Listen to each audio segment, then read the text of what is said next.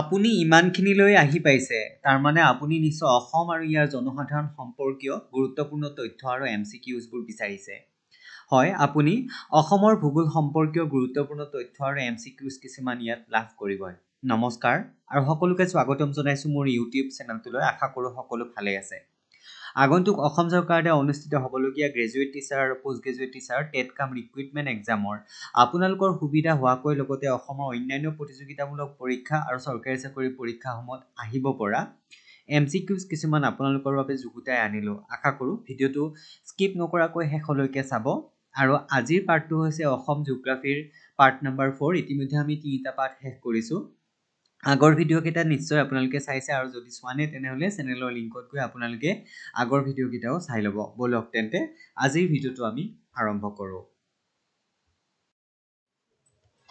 আজিৰ প্ৰথমটো প্ৰশ্ন হৈছে according to the census 2011 what was the total population of Assam 2011 চনৰ লোকপিয়ল অনুসৰি অসমৰ মুঠ জনসংখ্যা কিমান আছিল অপচনবোৰ হৈছে option A 3.12 crore option B 3.15 crore option C 3.22 crore আৰু option D none of these ইয়াৰ শুদ্ধ উত্তৰ হ'ব অপচন নম্বৰ এ 3.12 crore 3.12 কোটি অসমৰ জনসংখ্যা আছিল according to 2011 census next question number 2 find out the correct statement about the Bodoland Territorial Council BTC সম্পৰ্কীয় statement কেইটামান দিছে আৰু কোনটো কাৰেক্ট দিছে অপচনবোৰ হৈছে option A the BTC was constituted under the 6th schedule to the Constitution of India in the year 2003 2003 চনত BTC Council গঠন কৰা হৈছিল ভাৰতীয় সংবিধানৰ 6 নং শিডিউল অনুসৰি অপচন বি কৈছে যে the memorandum of settlement of BTC was signed between the government of India the government of Assam and Bodo Liberation Tigers এই তিনিটা খণ্ডৰ জৰিয়তে BTC কাউন্সিল যি গঠন হৈছিল তাৰ মেমোৰেন্ডামত স্বাক্ষৰিত হৈছিল গভৰ্নমেন্ট অফ ইন্ডিয়া আৰু গভৰ্নমেন্ট অফ আসাম আৰু লগতে বড়ো লিবাৰেশন টাইগাৰ্স নামৰ যেটো সংস্থা আছে হেতুৰ জৰিয়তে তাৰ পিছত অপচন সি কৈছে যে there are 5 district in BTR Bodoland যেটো ৰিজিয়ন আছে সেই ৰিজিয়নত 5খন ডিস্ট্ৰিক্ট আছে বুলি কৈছে হেকিখন আছে কোকৰাঝাৰ চিৰাং বাক্সা উদালগুৰি আৰু তামুলপুৰ আৰু অপচন ডি কৈছে যে অল আৰ কাৰেক্ট গতিকে আমি যদি অপচন কেইটা ভালকৈ লক্ষ্য কৰো যে BTAD 2003 চনত গঠন হৈছিল 6 শিডিউল অনুসৰি so it is correct option B কৈছে government of Assam government of India আৰু BLT ৰ জৰিয়তে গঠিত হৈছে হেতু শুদ্ধ আৰু অপচন সি 5খন ডিস্ট্ৰিক্ট আছে এটো শুদ্ধ হয় so option D is correct here all are correct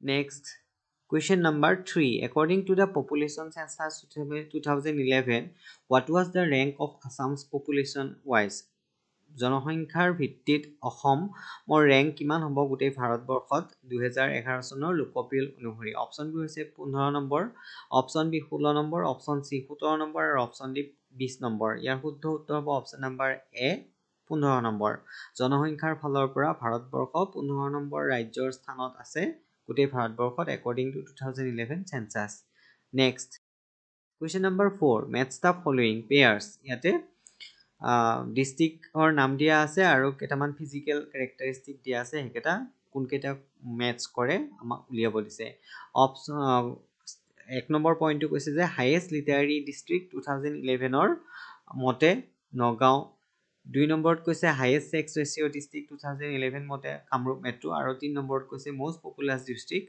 Baksa গতিকে আমি যদি এইকেইটা মিলাও তেতিয়া হাইয়েষ্ট লিটাৰাৰী ডিস্ট্ৰিক্ট আটাইতকৈ বেছি সাক্ষৰতাৰ হাৰ থকা ডিস্ট্ৰিক্টখন হৈছে 1 নম্বৰটো বি লগত মিলিব কামৰূপ মেট্ৰো লগত মিলিব 2 নম্বৰ হাইয়েষ্ট সেক্স ৰেশিও এটো বাক্সা হয় আৰু 3 নম্বৰ মোস্ট পপুলাস ডিস্ট্ৰিক্ট এটো নগাঁও হয় সো 3A 2C আৰু 1B 1B দুটাত আছে আৰু 1B 2C highest sex ratio district C so option number B is correct here 1B 2C 3A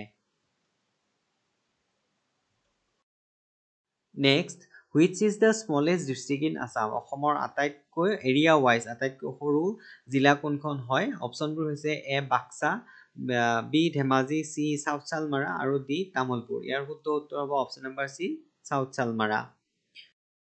next question number 6, what percent of Assam's people live in rural area according to 2011 census? গ্ৰাম্য অঞ্চলত অসমৰ জনসংখ্যাৰ কিমান শতাংশ বাস কৰে বুলি সুধিছে 2011 চনৰ লোকপিয়ল অনুসৰি। অপশ্যনবোৰ হৈছে 50%, বি 55%, চি 86% আৰু ডি 75%। ইয়াৰ শুদ্ধ উত্তৰ হ'ব option number C 86% people live in rural area according to 2011 census. Next, question number 7, which district of Assam has lowest literacy rate according to 2011? 2011 চনৰ সেন্সাস অনুসৰি অসমৰ আটাইতকৈ কম সাক্ষৰতা হাৰ থকা জিলা কোনখন সুধিছে। অপশ্যনবোৰ হৈছে A Dhubri, B Bongaigaon, C Nalbari, D Dhemaji. শুদ্ধ উত্তৰ হ'ব option number A Dhubri. Dhubri জিলাত সাক্ষৰতাৰ হাৰ আটাইতকৈ নিম্ন। Next, question number 8, the Bodoland Territorial Council was established in which year?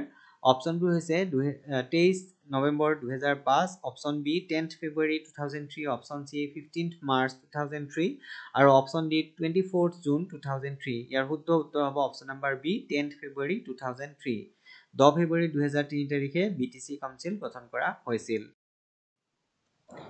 Next, question number 9, how many districts are there in Assam at present? অসমত বৰ্তমান কিমানখন জিলা আছে? অপশ্যনবোৰ হৈছে 30খন, বি 33খন, চি 35খন আৰু ডি none of these। ইয়াৰ শুদ্ধ উত্তৰ হ'ব অপশ্যন নম্বৰ চি 35খন। 35খন ডিস্ট্ৰিক্ট বৰ্তমানে অসমত আছে।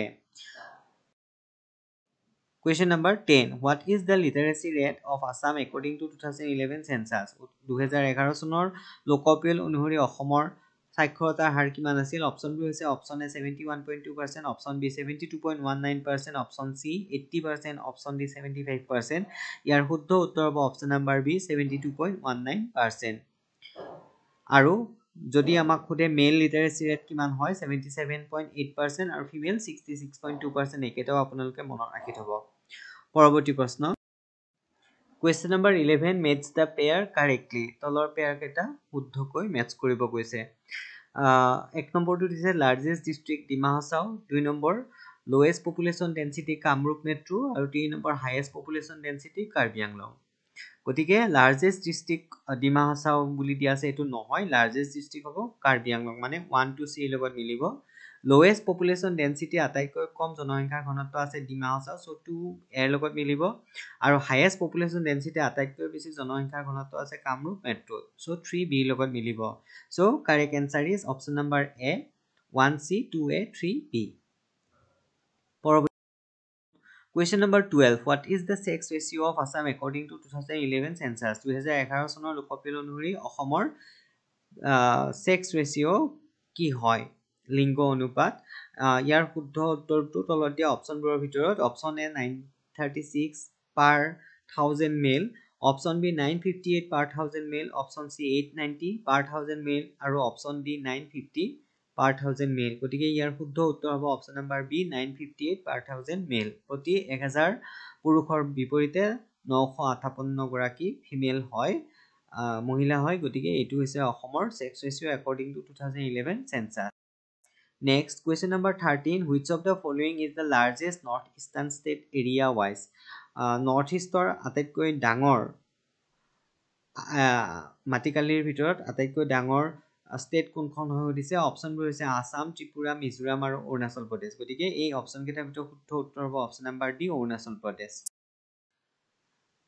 আৰু 14 number question, when did Majuli declare as district of Assam? মাজুলীক অসমৰ জিলা হিচাপে কেতিয়া ঘোষণা কৰা হৈছিল? অপশ্যনবোৰ হৈছে 2016 চন, বি 2015 চন, চি 2017 চন আৰু ডি 2013 চন। ইয়াৰ শুদ্ধ উত্তৰ হ'ব অপশ্যন নম্বৰ এ 2016 চন। 2016 চনত মাজুলীক জিলা হিচাপে ঘোষণা কৰা হৈছিলে।